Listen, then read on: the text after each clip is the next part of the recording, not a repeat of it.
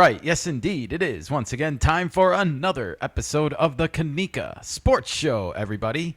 I am your host, Kenny, and I am back here this Monday with my lovely co-host. She is the one, the only. Drum roll, please. Nikka, everybody. Hi, Nikka. Hello, Kenny, and hello to our new and returning listeners from all over this world. Hello. Oh, my fingers are Hello. getting really weirded out there.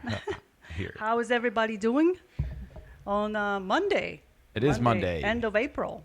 End of April. April showers bringing, hopefully, May flowers to all of our listeners out there and viewers, as I should say, because we might have both these days, right? Oh, yeah.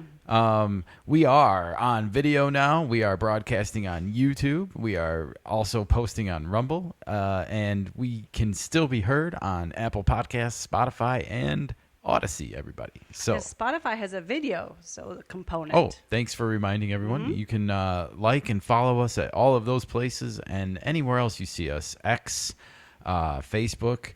If you missed it, yesterday we did a big NFL draft post-Chicago Bears episode, and we did a what I'm calling the X-Files, everybody. We went through X, formerly known as Twitter, and kind of documented the draft through the lens of X. So hence the name, the X-Files. No soundboard effect yet for that.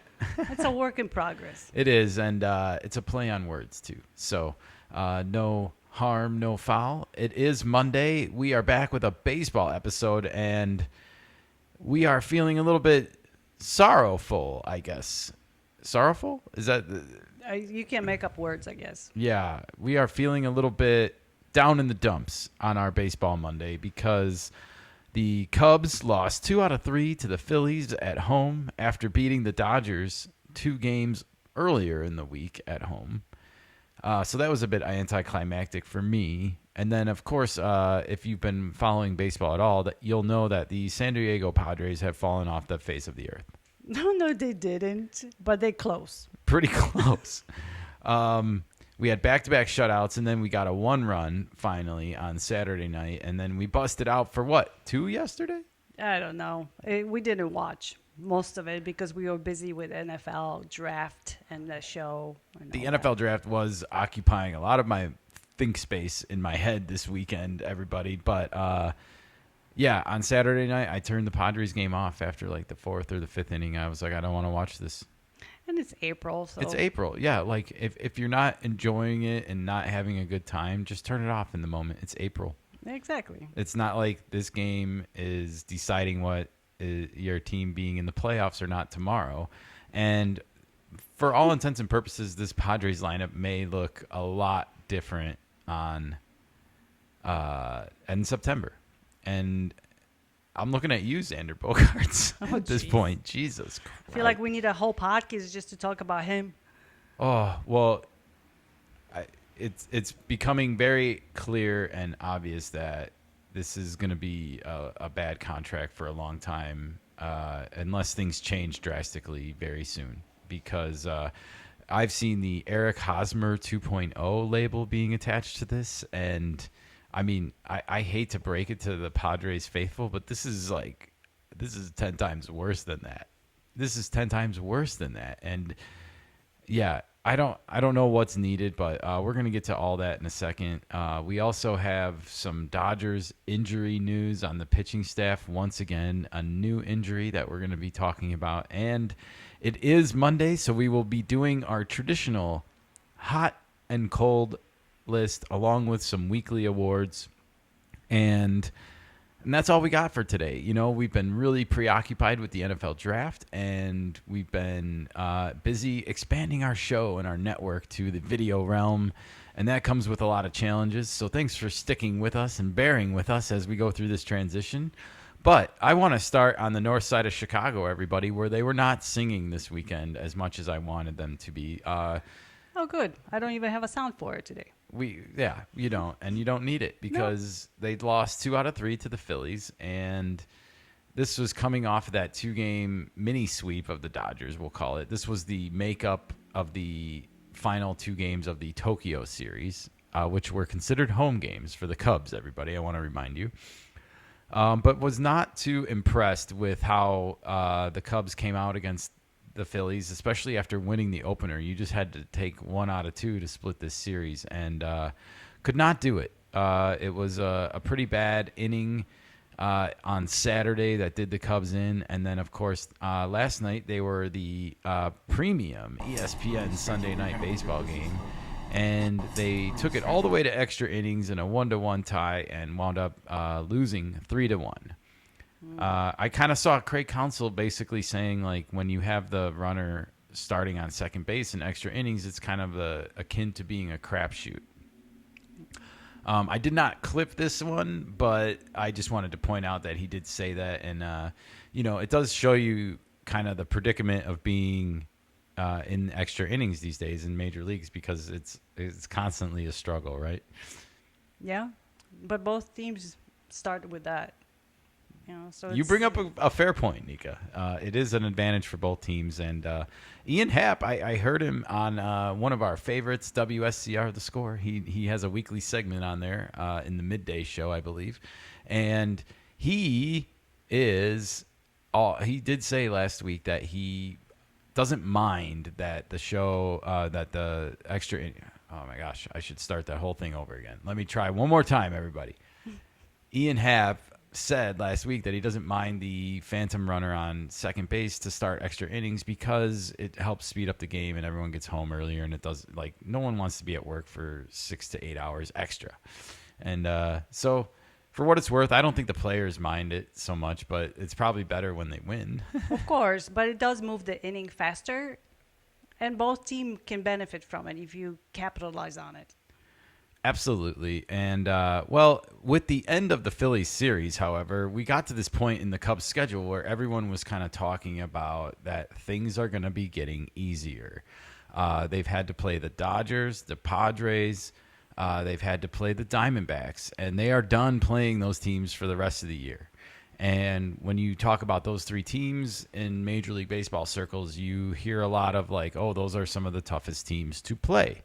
And since a lot of the Cubs games were against those teams this month, a lot of people are taking that to mean things are going to be getting easier. And we've been talking about this on the show for a couple weeks now, that like we've heard this idea that it's a rough April for the Cubs, but then things get easier. And I'm going to push back on that narrative first, but just so you know that I'm not crazy, I want to play this clip from Jameson Taillon last night after Sunday Night Baseball. And even though the Cubs lost, I should mention that Jameson Taillon had a big milestone last night. He got his 1,000th career strikeout. So congratulations. Nice. I will get this soundboard fixed for Nikka in the near future, so we have all of our sounds at the ready. And I also will have a probably big, long laundry list of milestones to get caught up on, because we've missed a few. And I think that's going to be the last thing I catch up on when it comes to trying to stay current. But Jameson Taillon, congratulations before we hear the clip. But without further ado, here is Jameson Taillon being asked about the schedule that I just talked about. Here you go.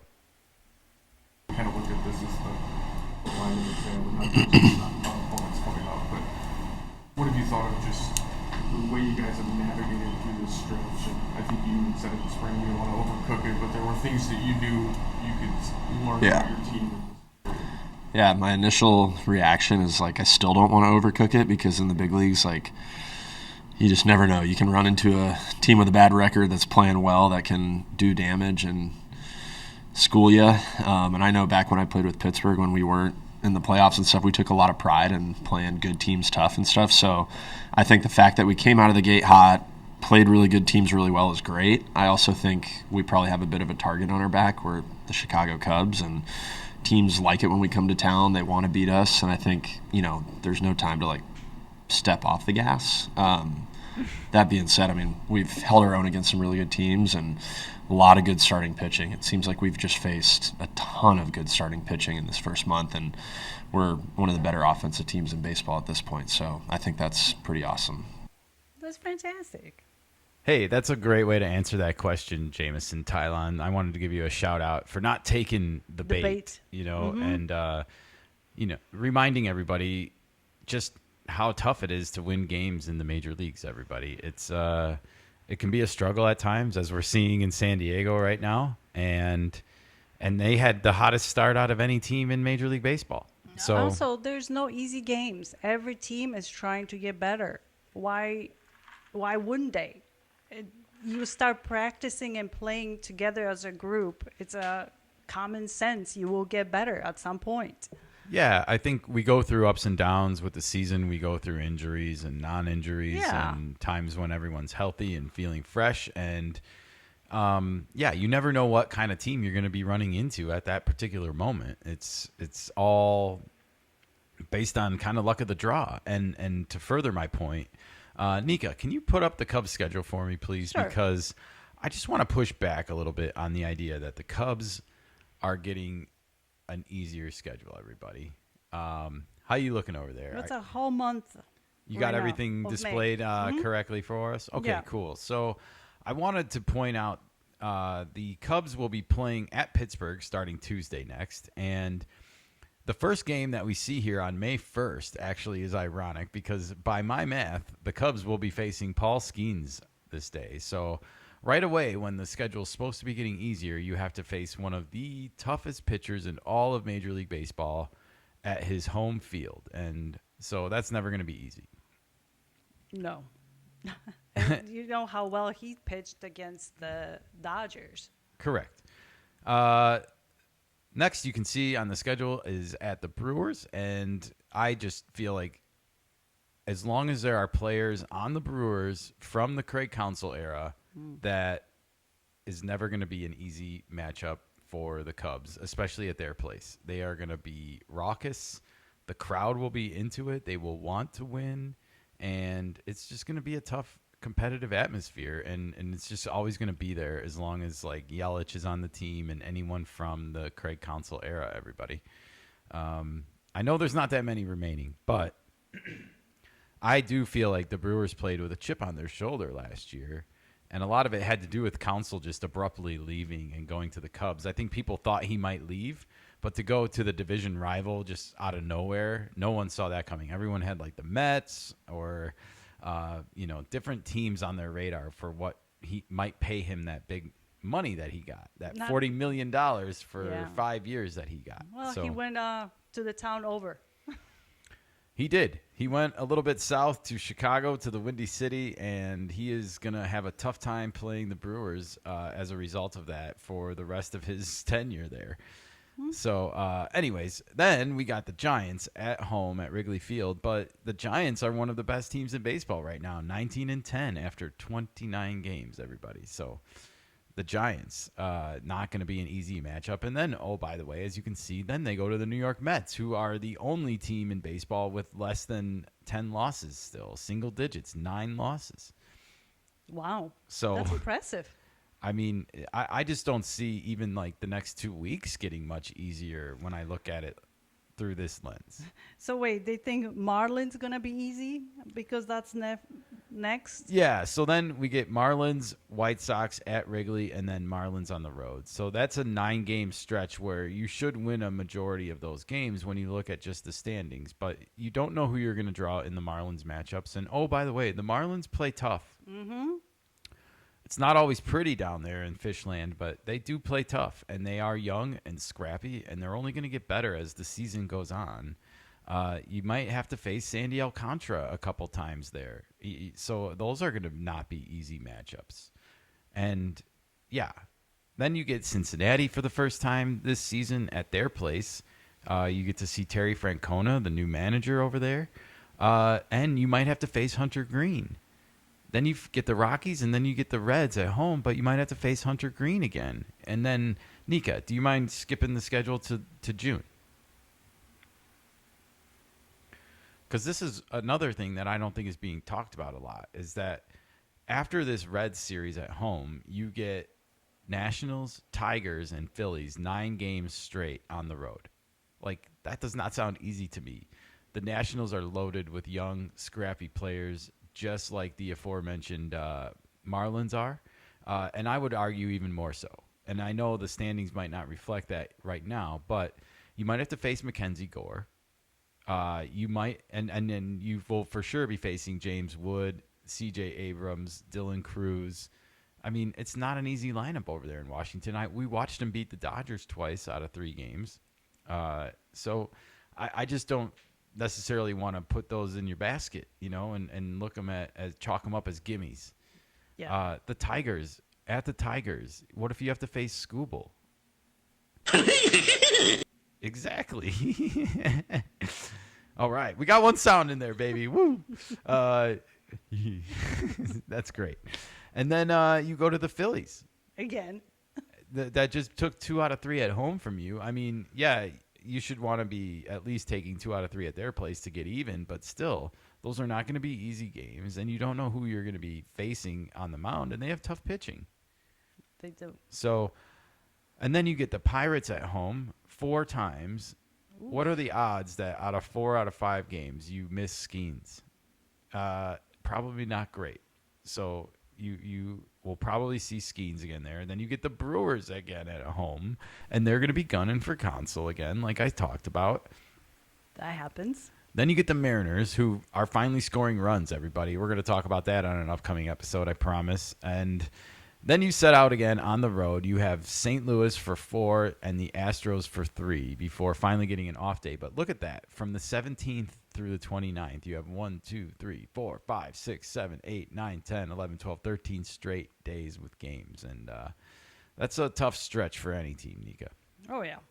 And that's preceded by a 13-day stretch of games, as you can see, from the 3rd until the 15th.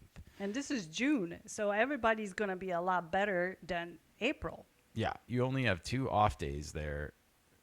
Like you have 3 Mondays off in June, spread out by 2 weeks each, as you can see. The 2nd, the 16th, and the 30th. And in between, you have to play 13 straight days with games. And you better hope no one lays an egg in those first couple games as a starting pitcher. Otherwise, you're going to have bullpen issues. And the Cubs already have a leaky bullpen. I mean, we've seen it rear its ugly head already a couple times this year. And so I'm just nervous. I'm nervous for Cubs fans and media people because I don't see this easier schedule that keeps getting dropped into thin air. And I just don't see it when I look at it like that. What do you think, Nikka? I think that's going to be tough. Yeah, There's no easy games. We just got to stop using that excuse that are easy games. There's no easy games. 100%. I am seeing more and more close games on a regular basis, and everybody is getting closer and closer together when it comes to talent level, and even the Dodgers because of their injury list. No. We'll get to that in a little bit, I promise. But yeah, I'm still looking at the June schedule here, and it just looks really packed to me, Nikka. I don't see an easy schedule. I don't see an easy schedule No. either, and so we'll see where the Cubs are at the end of June, everybody. What will be their excuse if they don't perform as they perceived? Yeah, I don't know, because this happened last year. I want to remind everyone. It's not even the end of April yet. It's April 28th today. And last year, the Cubs were in great position heading into May before they just fell flat off the face of the earth. Like, they pulled the Padres right now, but for 2 months. That's not good. No, it's not. It's horrible. And they wound up never being able to get back into the race, everybody. And it was rough. It was brutal. And it was Council's first year, and I think there was a lot of head scratching going on. Like, hey, this guy was supposed to make us better. You know, he was supposed to get more out of the existing players. And so why did this happen? The Cubs had bullpen issues last year. I want to remind you all, everybody. So And a leaky bullpen. now they have a leaky bullpen again this year, and it is what it is. All right. All right. Well, speaking of the Padres, everybody, I got to get into it because it has not been pretty. I mentioned the shutouts, back-to-back shutouts last week, once in Detroit, once at home on Friday night. Oh, Heartbreak City, Nikka. And then we put up 1 run on Saturday, an RBI single by Fernando, and I think we put up a couple of runs on Sunday. So things, I guess, are trending upwards, Nikka? Very slowly. Oh, we turned the game off Saturday. I can't watch it, and I advise other fans to just do the same right now. Like, don't allow your mood and your day to get ruined by one bad game in April. It's Now, not the end of the season. Yeah. having said that, they all count at the end of the year, so it's not like we should be dropping games on purpose. Like I caught a little bit of Mike Schilt on the post game yesterday. We didn't really watch a lot of the game yesterday. We were really busy recording that Bears show and getting that all ready to go from the NFL draft. But I did make sure to listen to my favorite manager in the game, Mike Schilt, because he's taken a lot of guff online for some of the decisions that he's been making as far as the lineup goes. And I know he doesn't have a lot of choices right now. And I know that he's missing Jackson Merrill and Jake Cronenworth, and probably, maybe most importantly of all, Luis Arise. Like, I don't think he should be underestimated in his value. I think we saw the Padres record since they picked him up. They talked about this last year in the offseason and at the start. Like, the Padres are amazing, like, since they've gotten Arise on their team. Mm-hmm. And he didn't miss many games, even last year when he had that torn ligament in his thumb. So I have all the love and respect for Luis Arise myself, and the Padres have been missing him, everybody. But we'll talk about that in a minute. Let's hear from the skipper, Nikka. This is a screen grabbed from MLB.tv, and this is Mike Schilt after yesterday's game, getting kind of real for a second, everybody. And I wanted to play this clip because this explains exactly who Mike Schilt is as a manager. It's not as easy as we made it look, and it's not as hard as it is now, right? I mean, there's somewhere in between. What I say the difference is, I got to be better more recently. Players are doing everything possible to be prepared, compete, play the game. They're giving everything they possibly have, and no one's making excuses. Anybody needs to be better. The last couple of games, it's me. Wow.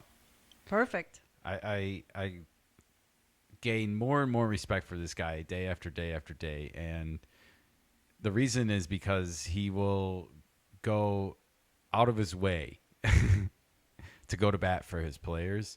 You heard him right here. He took the responsibility on himself for this. And so, when you lose 4 in a row, when you get swept at home, when you've dropped 5 out of 6 games after starting 15-4, it's really, they were 16-6 at one point, and now they're 17-11. So you can do the math on that and figure out what they've been since, but it's not pretty.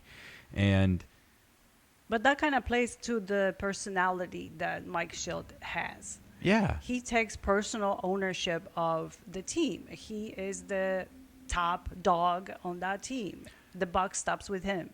For sure. This is why I respect him. And I also want to say this is why the players respect him, is because they know deep down that they're the ones that are responsible for what happens on the field, not Mike Schilt. And they know that it's probably not his fault that they've been pressing and playing too hard and trying too hard in certain aspects. Like, we've seen a lot of things go uncharacteristic for this Padres team since the Luis Arise injury on Sunday Night Baseball, everybody. And I made some graphics here, Nikka, to illustrate some points. And I did some math last night, everybody. I brought some original content to you guys because I want to point out how the offense and just the box score, at the end of the game, you see runs, hits, and errors. And if you look at just the box score here for the Padres before the Luis Arise injury, I don't know. Do you have the graphic up? Are we ready? Yeah. Great. Yeah, this is the graphic before Luis Arise. This is what the Padres were doing, 4.47 runs per game. Now, that's not lighting the world on fire, but it's not bad. I like to be at around 5. But I think when I see 8.19 hits per game, my heart goes up a little bit because that's good. We've seen the Padres put up double digits in hits a lot this year, and they generally tend to get hits in bunches. That is one of their strengths. When they do hit, they hit collectively. That's true. They play as a team really well. Yes, that reason. and also 0.43 errors per game. There's a lot of zeros on the board when it comes to errors, but Nikka, can you pull up the next slide, please? Because when we add the after Luis Ariz injury, and I put on parentheses there that it was on 420, everybody, to remind everybody that it was last Sunday or 8 days ago now. You can see the big drop off, 1.71 runs per game this week, as opposed to the 4.47, and the hits per game has gone down by like 2.5. And when you look at that, you can see runners on third and innings ending, and runners on second and innings ending, and just not getting that extra hit right now to bring a run home or give the Padres a lead early in the game. Like, I don't think Cease and King and even Vasquez yesterday pitched poorly. I don't think that they got any offensive support when you look at how many hits the Padres have been getting and just how many runs, obviously, they've been getting. Also, we see the errors per game has gone up. It doesn't look like much, but that's a lot. When you consider how many clean games there are with 0 errors, like that is a big jump. It's 15 hundredths of a point, I guess, or tenths of a point, but man, It adds up. That is a lot. And I noticed one thing: nobody is working the pitchers anymore on the team. Yeah, I think that's one thing that Ariz does really well that gets overlooked. We saw the innings go 1, 2, 3, 1, 2, 3. Yeah. 5th inning, the pitch count hasn't gone up much. Right. Last year, I hate to mention his name, but Profar also worked pitchers. Oh, he did. And he was at the top of the order, so he was getting a lot of looks at pitchers, and he would just foul off like 4 or 5 pitches, and so it just seems like we were talking about the Padres fighting for all 27 outs and fighting for every strike and during their at bats, and that since the Ariz injury, a lot of life has been sucked out of them and the team. And then Jackson Merrill's not traveling with the team right now, and you lose that youthful energy that he brings to the clubhouse just as a kid. And so they look like lethargic a little bit right now, and they look kind of lacking the energy that we've come used to seeing with this group, especially under Mike Schilt. So to hear him, you heard him with the scratchy throat there a little bit. I feel like he's choked up talking about it almost a little bit. And he really cares that much and wants to not be in the middle of this part of the conversation, right? Of course, you're making excuses, but he doesn't want to do that. He doesn't want to make excuses why the team is doing so poorly. And on top of it, it's April. We have to keep reminding ourselves it's April. It is. It is April, and we got a big series coming up, a 2-game series at home against the Giants, a home field that we just kind of looked weak defending against the Tampa Bay Rays of all teams. So we need to get up for these games, and we're going to have Pivetta on the mound against Logan Webb to kick off this series on Tuesday night, and then Michael King will take the ball in Game 2. The Padres going with a 4-man rotation right now without Kyle Hart, who got sent back down to the minors, just to kind of keep working. But yeah, it is what it is. It's tough out there. And after that, we go to Pittsburgh. By my math, we get lucky again. The 3rd time we face Pittsburgh since they've activated Skeens, and we will not see him because I think he's supposed to pitch against the Cubs Thursday. Oops. So hopefully the Padres can take advantage of that too and get back on track here a little bit. Hopefully Luis Ariz is due to come back after that concussion, and hopefully he's okay psychologically and everything going on. But yeah, he's been at the ballpark. I think he's going to be a big lift for the Padres because of what you said. Just his ability to lengthen the lineup, his ability to have 6-7 pitch at bats sometimes. Not always. He does hit the ball in play early in the account as well, but he will put the ball in play. He will make the defense earn it, and that's something the Padres need badly right now. Yes, definitely that. All right, everybody. Well, the last thing I wanted to get to today was a little bit of Sunday injury news that came out of Los Angeles and the great baseball experiment, the Los Angeles Dodgers. And it was here at home against the Pittsburgh Pirates, the aforementioned Pirates. We saw a great pitching matchup, by the way, on Friday night with Skeens against Yamamoto, and the Pirates won that matchup. But the Dodgers did come back and take 2 out of 3 to finish off the series, but not before losing another starting pitcher potentially here, Oh no. Nikka. Oh no. Do you have Davey Roberts queued up? Sorry, Dave. I don't mean to call you Davey. Yes, I do. You understand? Yeah, let's listen to Dave talk about the injury to Tyler Glasnow, everybody, who did not have cramps yesterday like the weekend before, which caused him to leave his start against the Rangers. One Sunday to the next, here we are. All right, let's hear it. Long-term concern, probably not. I think short-term, just trying to find some consistency on Oh, no. obviously there no availability. audio? For some reason, there's no audio. Long-term On Dave Roberts? concern, Really? probably not. I think Well, that's going to be a problem, everybody. See, I don't know what to do when this happens in real time like this when we're recording. Like, I think we should stop recording, get you the right clip. short-term, just trying to happened? find some Start playing consistency I on restart. I obviously went back. availability. Let me pause this, and I'm gonna restart the clip. Okay. It's False a start, everybody. technical difficulty sometimes. You know, everything is. There's only 2 of us operating this. Yeah, and we try our best to test everything ahead of time, but this is what happens. I haven't even decided if I'm going to like cut this out before we post it or not. Okay, well, here we go. All right, let's take a listen to Dave Roberts talking about the injury to Tyler Glasnow on yesterday's game. Long-term concern, probably not.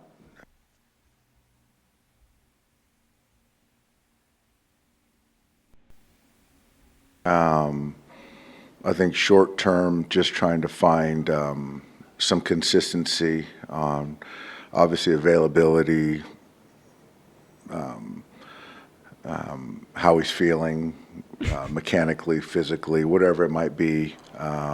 There's concern there. What happens in the coming days, I don't know right now. I think in the next couple days, we'll have some more answers to kind of see where we go short term. But, we're all frustrated.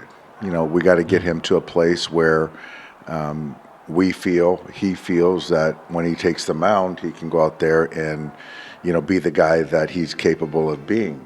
And, until we get to that point, I think that the IL is certainly a conversation, yeah. IL is certainly on the table here. Probably not good news for anybody who is a fan of the Dodgers. And just to illustrate this point, Nikka, can you go to the next slide, please? All right. All right, this is the Dodgers injury list according to Yahoo Sports as of this morning. Tyler Glasnow is not on this list, but I'm assuming he's going to be heading to this list soon after what Dave Roberts said yesterday. But as you can see, this is a lengthy list, and as you can see, the position listed is all pitchers, everybody. The Dodgers have more pitching injuries than I feel like any team in baseball is even capable of dealing with on any basis at any time. And yet they have this luxury, I guess, to buy 2 pitching staffs. Is that how we're like kind of reading into this a little bit? And, I don't want to be unfair, but they have Yamamoto and Roki Sasaki. And, oh, by the way, Shohei Ohtani is due to come back soon. He's not there yet, but those 3, I just want to keep track here. Then we have Glasnow, who's not listed here, so that's 4. Then we have Blake Snell and Tony Gonsolin, who is supposed to be coming back, I think, this week at some point. Then we also have, let's see here, Kyle Hurt. I don't remember his name very much, so I'm gonna kind of skip him. But then you have Emmett Sheehan, who did start last year. Everybody, right elbow surgery. He's on the 60-day injured list. You have Edgardo Henriquez. He is on the 60-day injured list as he recovers from a left foot fracture. So not an arm injury. Want to be clear about that one. Clayton Kershaw is coming back soon. River Ryan, Gavin Stone. That's 10 pitchers. 10 pitchers, everybody. Starters. 10 starting pitchers that are on your team. And I just like I love how there is just an expectation that it's okay to have this many pitchers, or it's cool because we're the Dodgers, we're allowed to. Nobody's asking those questions. Nobody's asking, like, what is happening with the pitching staff with the Dodgers? Why every single pitcher goes to the IL Yeah. and then comes back and it goes back to the IL? What is happening? I saw a crazy story this weekend that apparently Roki Sasaki is quoted saying that one of the reasons why he chose to go to the Dodgers, quote, is because they installed Japanese-style toilets in the clubhouse for him. What does that mean? I have no idea. Okay. But I guess it was something that he was grateful for. And Toilets? I'm sitting here wondering, did you ask them why half of their pitching staff seems to go on the injured list every other week? And why they have seemingly more arm injuries in baseball than any other team could even, like I said a second ago, deal with at any point in their history, let alone right now when pitching comes at a premium and starters are going less and less deep into games than ever before. I think that started with the Dodgers. I don't know how they get away with this, I guess. And I hope they start to get more and more media scrutiny because they're not the best team in baseball right now. The Mets are, by far. And I've noticed that even in the MLB rankings, they're starting to slip a little bit, Nikka. Mm-hmm. You know, like they're not considered the number one team in baseball right now. And, Oh my goodness. you know, Ooh.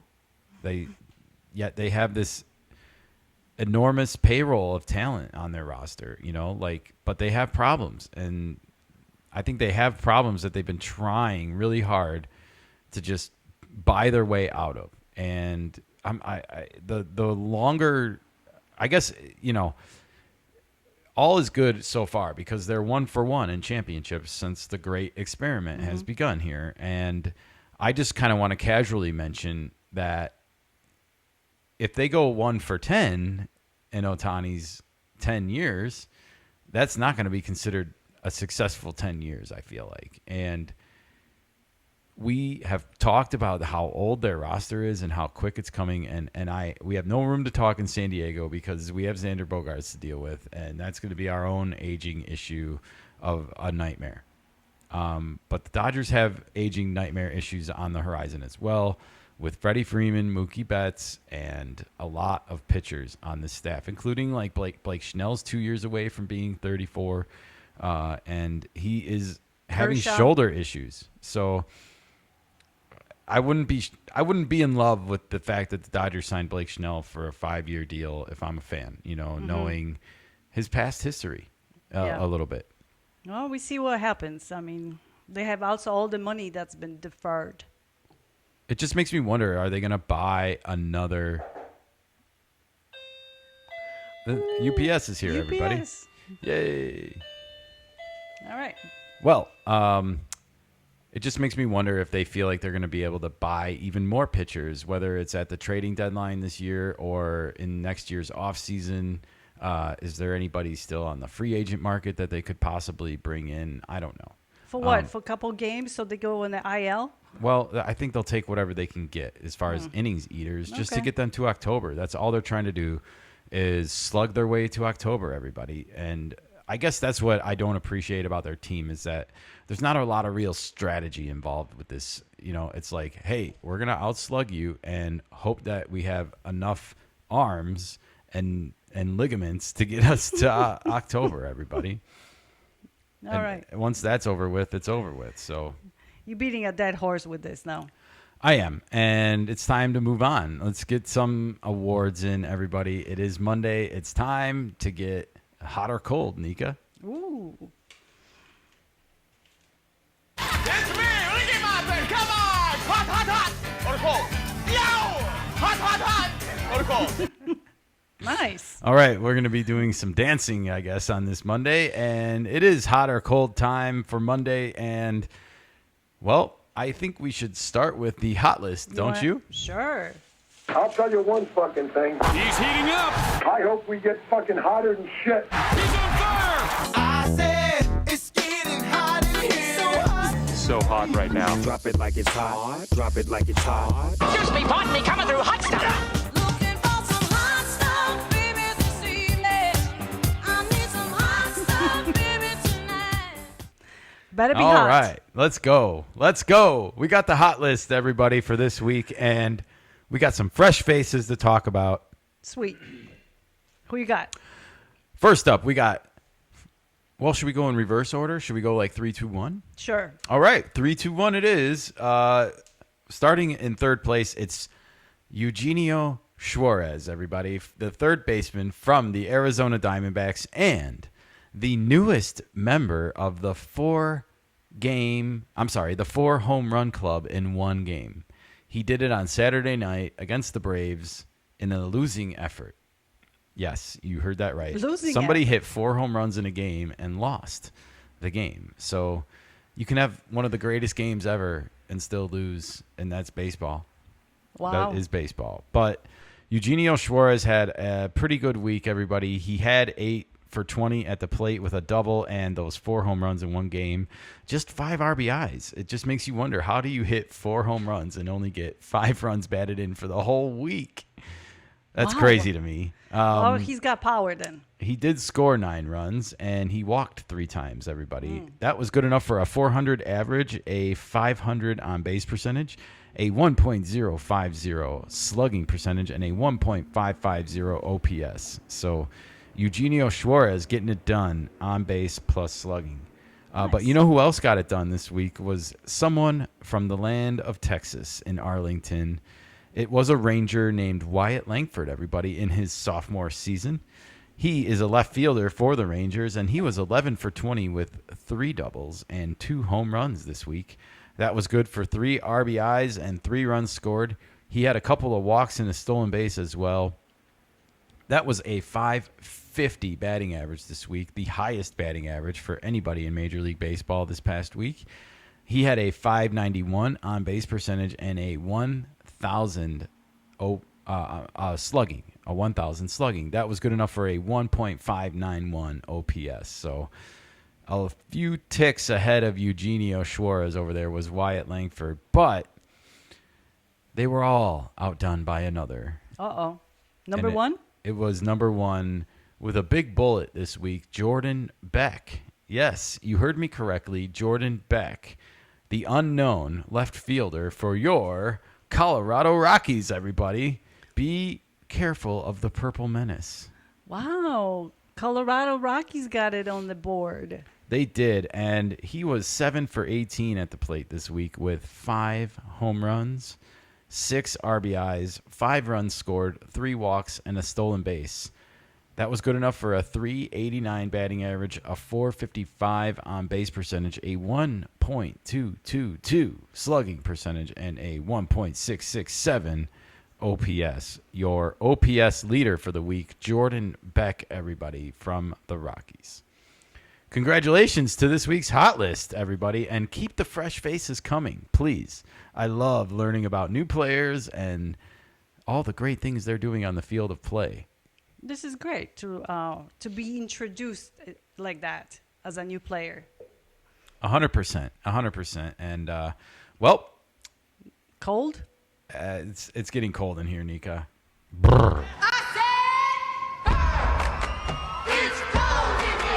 How feel you? I feel cold. You're as cold as ice. Let's kick some ice.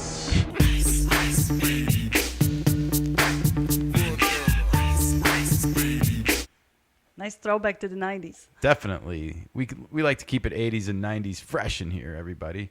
And it was cold.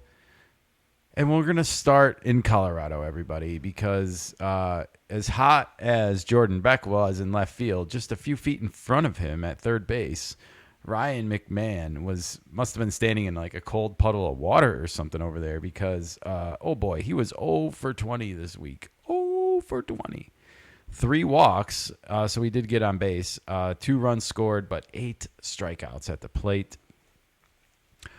That was a 0 batting average if you were following along at home. A 130 on base percentage, a 0 slugging, and a 130 OPS. So not a great week at all for Ryan McMahon. It was also a bad week for this Matt McLean from the Cincinnati Reds, the second baseman. He was 1 for 21, so he did get on the board. A couple of walks as well, but 11 strikeouts. He had a run scored and a stolen base to add, but that was only a 0.48 batting average, a 130 on base percentage, a 0.48 slug, and a 178 OPS. Minuscule. Well, that's the game of baseball. It is, and we got to go north of the border for this final one, and it was bad news for Nikka's fantasy team this week with Andres Jimenez, the second baseman for the Toronto Blue Jays, who I encouraged her to pick up, everybody, after his hot start. So I will take the heat on this one. He made it on the cold list. He was 1 for 19 with a run scored, 2 walks, 5 strikeouts, and a stolen base. That's a 0.50. I'm in the doghouse. That's a 0.53 batting average, a 182 on base percentage, a 0.53 slug, and a 235 OPS. I'm out. Do you need a coat? I think I might be sleeping outside tonight, everybody. Oh, boy. Well, maybe he will be better next week. Well, he can only go up from here. I look at it that way. I sure hope so. He did. He could go down, I guess, by not registering a hit. But let's hope that doesn't happen anytime soon, everybody. Okay, well, with that, it's time to crown a new king, Nikka.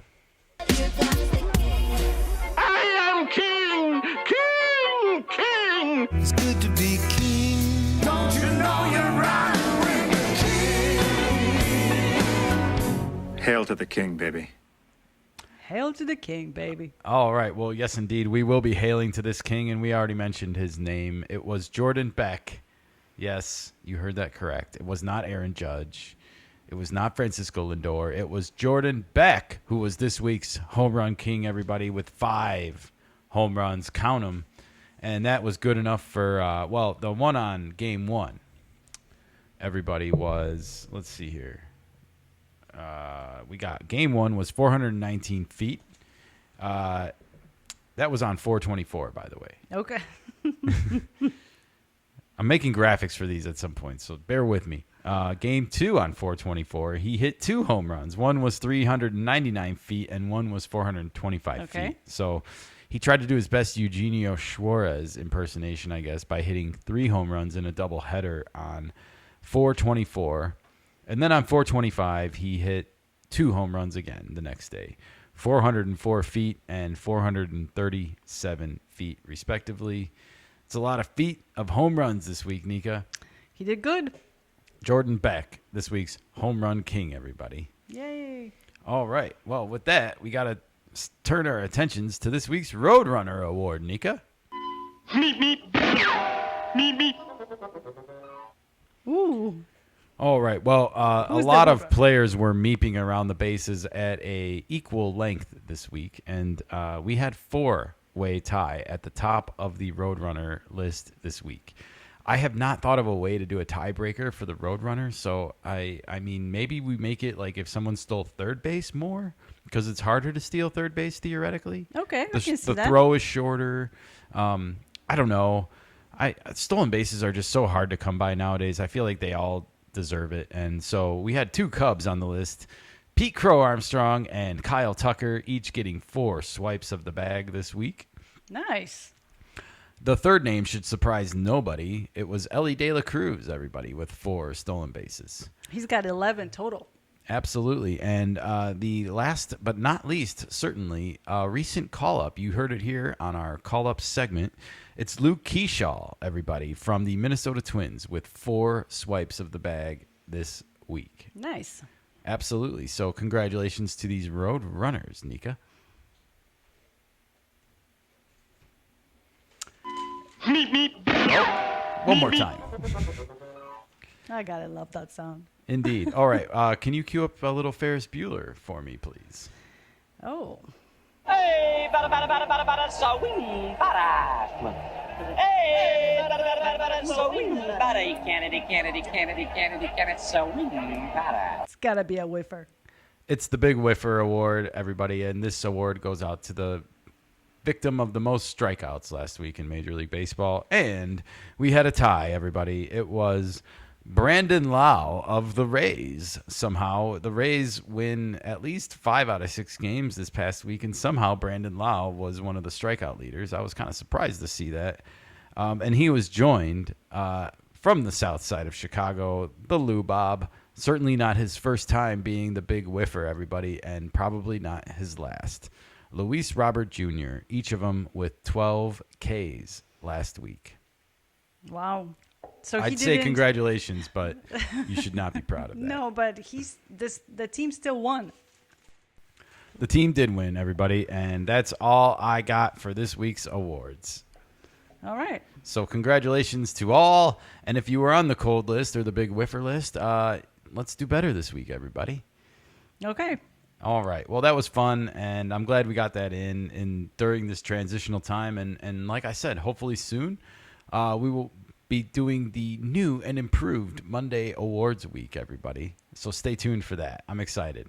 Perfect. And stay tuned to our show, Nikka, because we're going to get off the air for now, but we will be right back here again sometime this week with some more football podcasting. We got a lot to talk about with Shedeur Sanders, everybody. He had a crazy draft week. We're going to be talking baseball again this Friday, and who knows what's going to go on in between then. The Lakers are almost out of the playoffs. We'll be following that as well. So stay tuned, everybody. Lots of sports going on, lots to talk about, and we'll be covering it all right here on the KeNikka Sports Show through the lens of social media, everybody. Stay tuned. All right. Take care. Bye, everybody.